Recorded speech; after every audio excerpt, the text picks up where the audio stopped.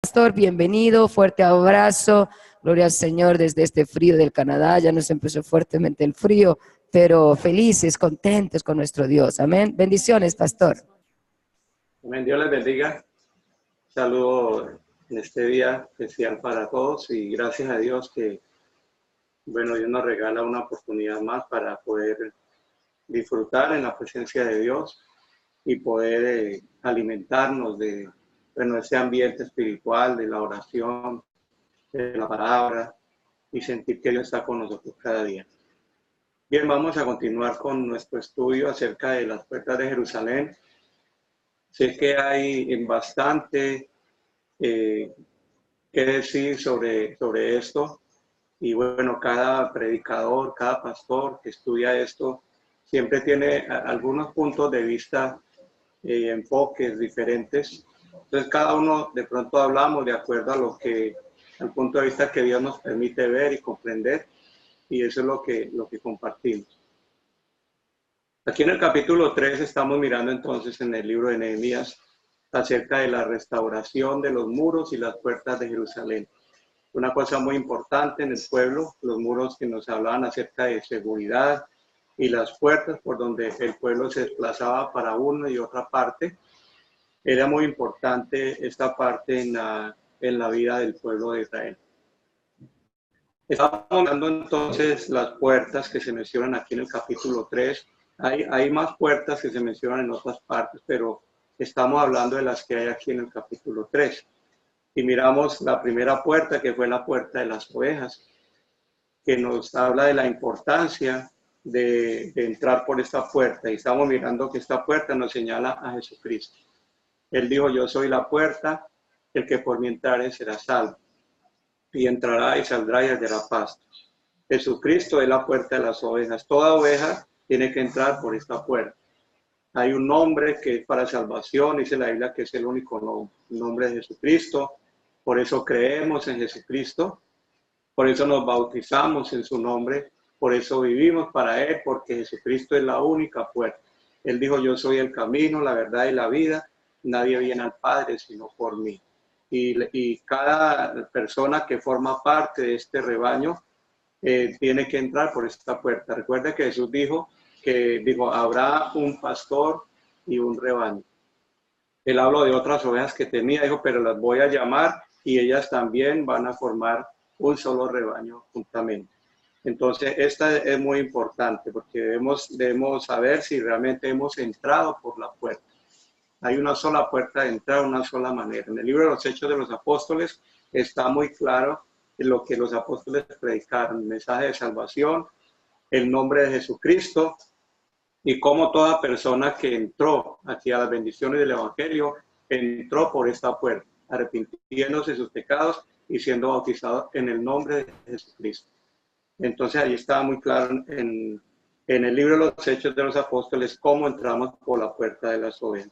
Luego estuvimos mirando la puerta del pescado y esto nos habla de la necesidad del evangelismo. Toda persona que conoce a Cristo siente esa necesidad de comunicar el evangelio a otros. Tenemos que convertirnos en pescadores de hombres. Tenemos que hablar la palabra que Dios nos da, no quedarnos callados, comunicar el evangelio. Hay una necesidad urgente de comunicar el evangelio. Recordemos que los primeros creyentes, cada uno que tenía un encuentro con Cristo, inmediatamente le comunicaba a su hermano, le comunicaba a su amigo, y Jesús mandó a algunos hombres que sanó, que decía, Señor, déjame estar contigo. Jesús le dijo, no se lo permitió, sino que dijo, ve y cuenta a tu familia y a tus amigos cuán grandes cosas ha hecho Dios contigo. Entonces la puerta del pescado nos habla de la necesidad del evangelismo, tirar las redes para tomar otras personas para Cristo. También vimos la puerta del muladar, que nos habla acerca de la necesidad de mantener limpieza en la vida. Por la puerta del muladar se sacaba la basura de la ciudad hacia el valle allí donde quemaban todas aquellas basuras de la ciudad. Entonces es importante la limpieza. La Biblia nos dice que debemos de perfeccionar la santidad en el temor de Dios.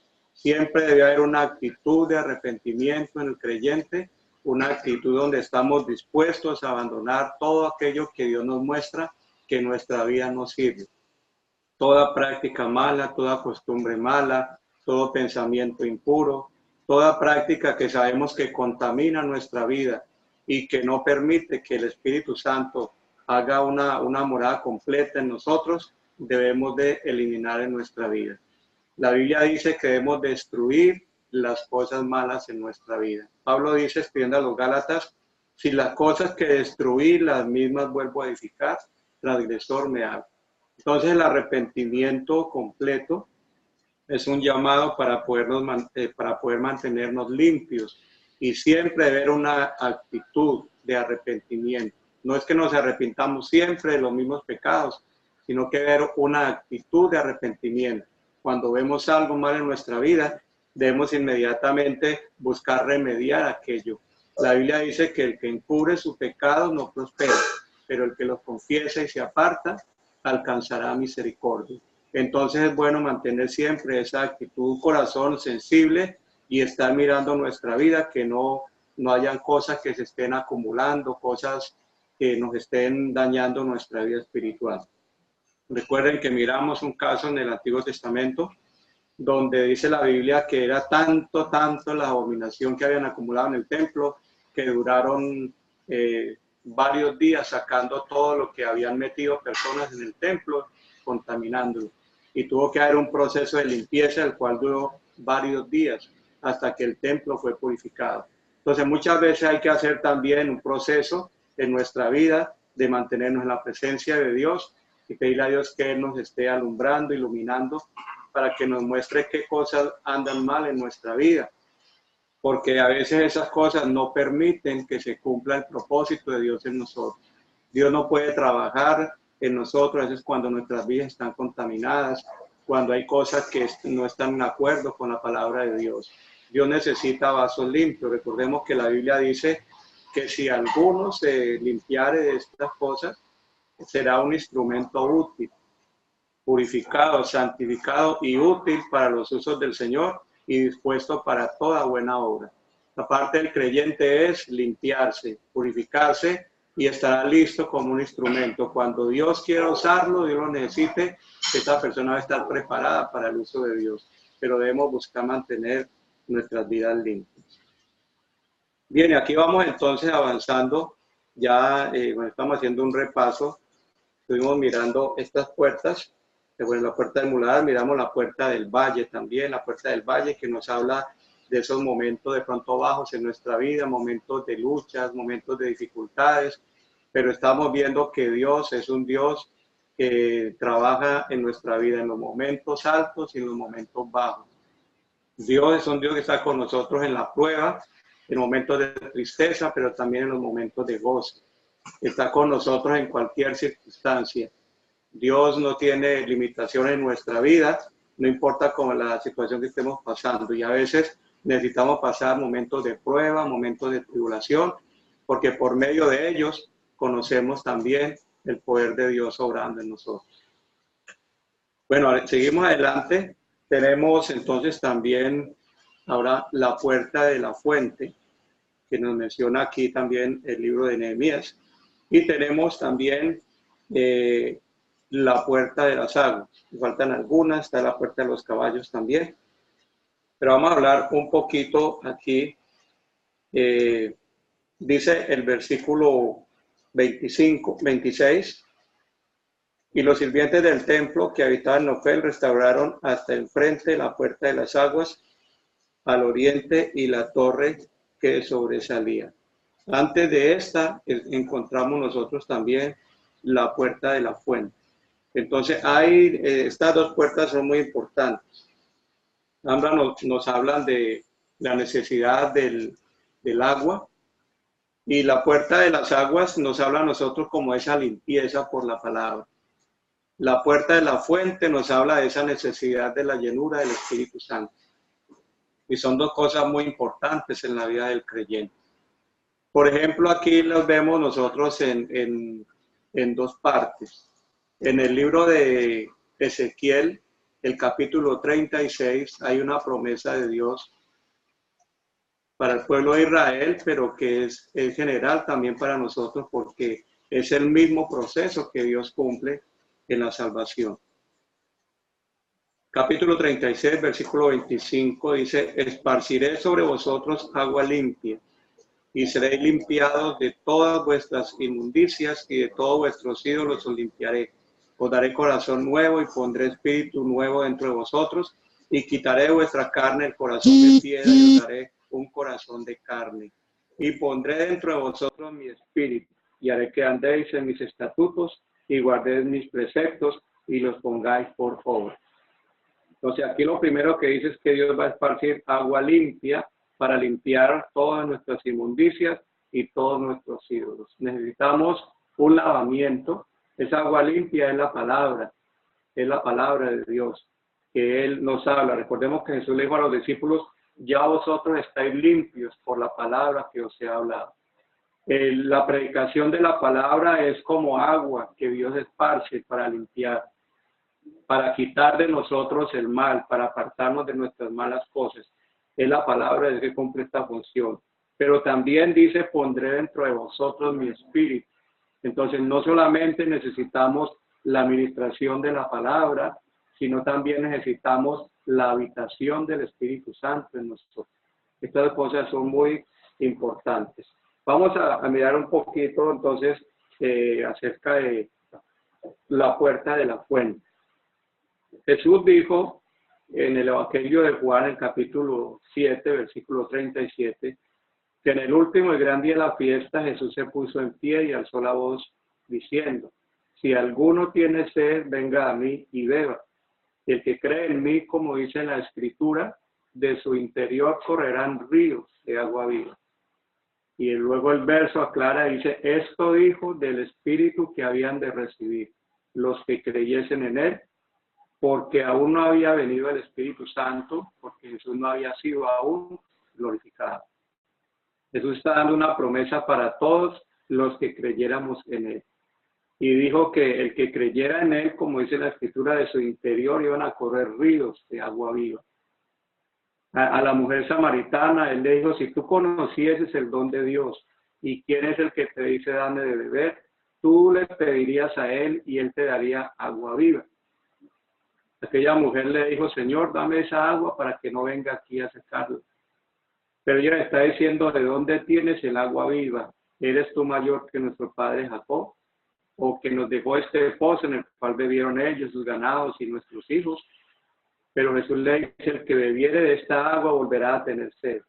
Pero el que bebiere del agua que yo le daré, no tendrá sed jamás, sino que el agua que yo le daré será en él una fuente de agua que salte para vida eterna.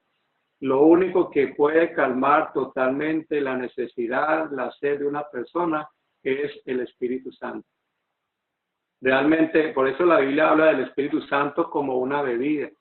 Él dice que a todos se nos dio a beber de un mismo espíritu, porque el Espíritu Santo en nuestra vida es como el agua en lo natural. No podemos vivir sin el agua en lo natural. Tampoco podemos vivir sin el Espíritu Santo en lo espiritual, porque toda la vida en la vida espiritual viene del Espíritu Santo. Él es el que trae la vida desde el principio hasta el fin. Y todos los procesos en la vida del creyente se cumplen por medio del Espíritu Santo de nosotros. Recordemos que Jesús habló de la promesa y él dijo que él se iba, pero iba a enviar otro consolador para que estuviera con nosotros para siempre.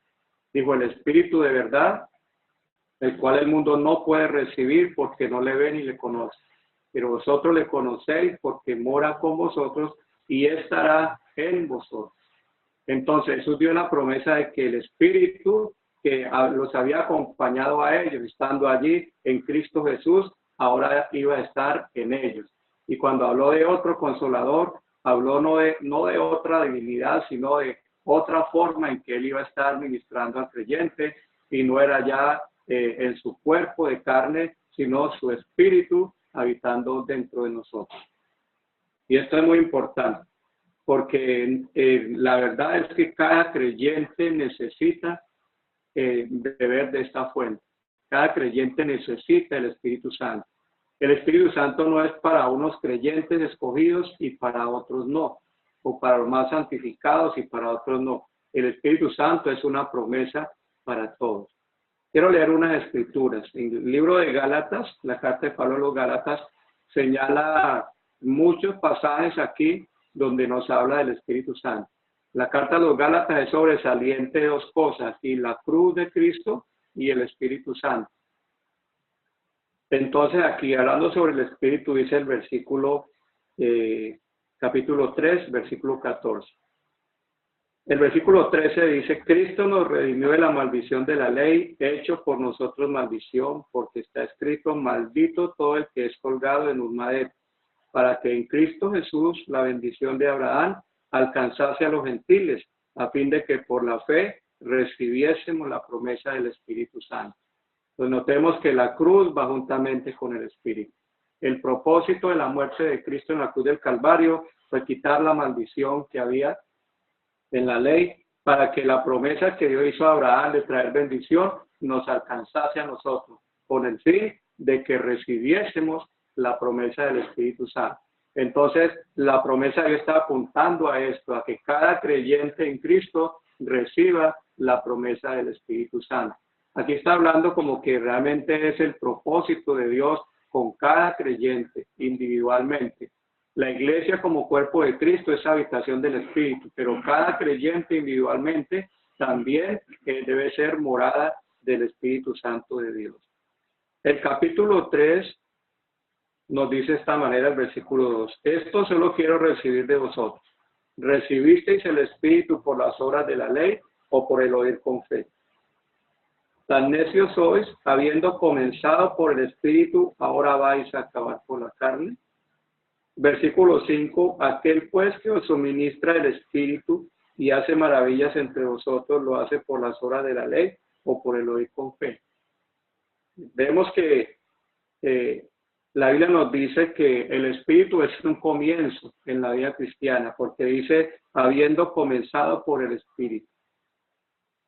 La forma que se recibe el Espíritu está diciendo, no tuvieron que hacer obras de la ley, sino simplemente oír con fe el mensaje y el Espíritu Santo vino a ustedes. Y la Biblia nos dice que el Espíritu es algo que Dios suministra en el creyente. Hay un suministro de Dios para el creyente cuando oye la palabra y se dispone, el Espíritu Santo viene para llenar al creyente porque estamos viendo que es una promesa de Dios. El capítulo 4 de Gálatas dice el versículo 5. Bueno, el versículo 4 dice que cuando vino el cumplimiento del tiempo, Dios envió a su Hijo nacido de mujer y nacido bajo la ley, para que redimiese a los que estaban bajo la ley, a fin de que recibiésemos la adopción de hijos. Y por cuanto sois hijos, Dios envió a vuestros corazones el Espíritu de su Hijo, el cual clama, Abba, Padre. O sea, aquí vemos que el propósito de Dios de redimirnos fue adoptarnos como hijos a fin de que recibiéramos el Espíritu Santo del Señor Jesucristo en nosotros. En todo esto estamos viendo la necesidad del Espíritu Santo y el propósito de Dios. El capítulo 5, el versículo 6, el versículo 5 creo que es. Pues nosotros por el Espíritu aguardamos por fe la esperanza de la justicia. Note que todo es por el Espíritu. Por el Espíritu aguardamos por fe la esperanza de la justicia. Bueno, en el capítulo 5, versículo 16 dice, digo pues, andad en el Espíritu y no satisfagáis los deseos de la carne. Aquí se habla de andar en el Espíritu. La vida nueva en Cristo es un andar en el Espíritu. Entonces, para andar en el Espíritu necesitamos tener el Espíritu Santo. Porque el deseo de la carne es contra el Espíritu y el del Espíritu es contra la carne. Y estos se oponen entre sí para que no hagáis lo que quisiese. Pero si sois guiados por el Espíritu, no estáis bajo la ley. Note lo que dice. Dice que el deseo de la carne es contra el Espíritu y el del Espíritu es contra la carne. Entonces la batalla no es de nosotros contra la carne, sino es del Espíritu Santo contra esa naturaleza carnal que hay entre nosotros. Entonces nosotros nunca vamos a ganar la batalla. El que gana la batalla es el Espíritu Santo en nosotros. Por eso también Romanos dice que si por el Espíritu hacéis morir las obras de la carne, viviréis. Entonces cada creyente debe entender que el Espíritu Santo es el que nos da la victoria y que es el Espíritu Santo el que va a hacer la guerra contra nuestra naturaleza carnal. La parte de nosotros es llenarnos del Espíritu y darle libertad al Espíritu en nuestra vida. Recordemos que, mire, hay una figura ya en el Antiguo Testamento, y es que el pueblo de Israel, después de que hubo cruzado el Mar Rojo, después de que ellos fueron libertados, y después de que ellos hubieran tomado el agua de la roca, dice la Biblia que vino Amalek y peleó contra ellos. Eso quiere decir que después de que el creyente está lleno del Espíritu Santo y está en plena posesión de su salvación, entonces se levanta este enemigo que es la carne para pelear. Pero necesitamos el Espíritu Santo para ganar la victoria. Aquí dice el verso 18 que somos guiados por el Espíritu. Ahora el verso 25 dice, si vivimos por el Espíritu, andemos también por el Espíritu. Lo que da vida al creyente, ¿qué es lo que trae vida espiritual? El Espíritu Santo. Vivimos por el Espíritu, entonces dice, andemos también por el Espíritu. El capítulo 6, el versículo 8 dice, porque el que siembra para su carne, de la carne segará corrupción, mas el que siembra para el Espíritu, del Espíritu segará vida eterna. Entonces el Espíritu Santo es un campo en el cual nosotros también sembramos. Sembramos para el Espíritu, vamos a cosechar vida eterna. Hay dos opciones que nos muestra aquí el apóstol Pablo. Sembrar para la carne o sembrar para el Espíritu. Dice que si sembramos para la carne, vamos a cegar corrupción. Es decir, la persona que está trabajando en ese campo de la carne, cada día se va a volver más corrupto, cada día su vida se va a deteriorar moralmente, espiritualmente. El que siembra en ese campo va a ir en un retroceso. Como la Biblia dice, los malos hombres y los engañadores irán de mal en peor. Pero el que siembra en el campo del Espíritu va a tener una vida de renovación, va a cegar vida eterna, es decir, la vida se va a hacer más poderosa en Dios, la vida se va a experimentar una vida de mayor libertad. Hay que sembrar en todo lo que es las cosas del Espíritu. Por ejemplo, Efesios, quiero terminar con este pasaje aquí. Luego en otra ocasión avanzamos un poco más. Pero dice aquí el capítulo 5 de Efesios, versículo 18. No os embriaguéis con vino en lo cual hay disolución.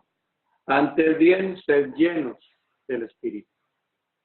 Es interesante porque el capítulo 1, versículos 13 y 14 dice a estos creyentes, en él también vosotros, habiendo oído la palabra de verdad, el evangelio de vuestra salvación, y habiendo creído en él, fuisteis sellados con el Espíritu Santo.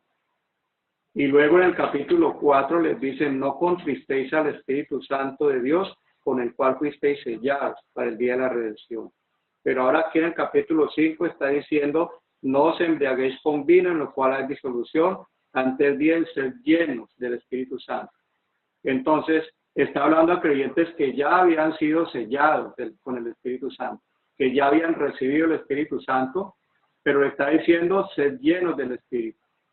Entonces nos muestra que la llenura del Espíritu es una experiencia que se vive constantemente. Recibimos el Espíritu Santo en una ocasión, fuimos bautizados con el Espíritu, pero la llenura debe ser una experiencia constante. Y aquí dice, sean llenos del Espíritu Santo. ¿Cómo? ¿Cómo somos llenos del Espíritu? El versículo 19 dice, hablando entre vosotros con salmos, con himnos y cánticos espirituales, cantando y alabando al Señor en vuestros corazones, dando siempre gracias por todo al Dios y Padre en el nombre de nuestro Señor Jesucristo. Entonces, ¿cómo somos llenos del Espíritu? Manteniendo una vida saturada con las cosas espirituales. Aquí hablando entre nosotros con salmos, con himnos, cánticos espirituales, es decir, manteniendo una actividad espiritual de cánticos, de alabanza a Dios, dice, dando siempre gracias a Dios por todo. Cuando nosotros mantenemos esa actitud espiritual, la vida del creyente se va a mantener llena del Espíritu Santo. Una vida de oración donde siempre hay acciones de gracia, una vida donde siempre hay alabanza, donde hay cánticos a Dios, no solamente en los labios, sino que dice alabando al Señor en vuestros corazones. Demuestra que no es solamente un cántico en los labios, sino algo que sale de adentro del corazón. Ya hay un cántico dentro del corazón. Cuando hay una alabanza a Dios continua en nuestro corazón, en todo momento, en todo lugar, la Biblia dice que nos vamos a mantener llenos del Espíritu Santo. El versículo 21 nos dice que si estamos sometidos a Dios, entonces también eso va a ser resultado de la llenura del Espíritu Santo. Entonces recordemos que el Espíritu Santo es una promesa para cada creyente. Jesús dijo, si alguno tiene sed, venga a mí y beba. Y el que crea a mí, como dice la Escritura, de su interior correrán ríos de agua viva. Esta puerta de la fuente nos habla entonces de la necesidad de que seamos llenos del Espíritu Santo y que nos mantengamos llenos. Recordemos que el Espíritu Santo es una necesidad en nosotros, no es una opción. Necesitamos vivir vidas llenas del Espíritu Santo. El Espíritu Santo es el que trae vida de principio a fin y necesitamos que nosotros podamos vivir esa experiencia totalmente. Recuerde, mi hermano, que el Espíritu Santo es para usted. Para cada creyente en Cristo, en la promesa recibiréis el don del Espíritu Santo. No es para algunos en la iglesia, es para todo creyente en Cristo Jesús. Que Dios les bendiga y que Dios despierte en nosotros esta fuente de vida eterna y mantengamos vidas llenas del Espíritu Santo. Gracias, Pastor Alfredo. Dios le bendiga. Gloria al Señor. Hermosa enseñanza. Amén. La puerta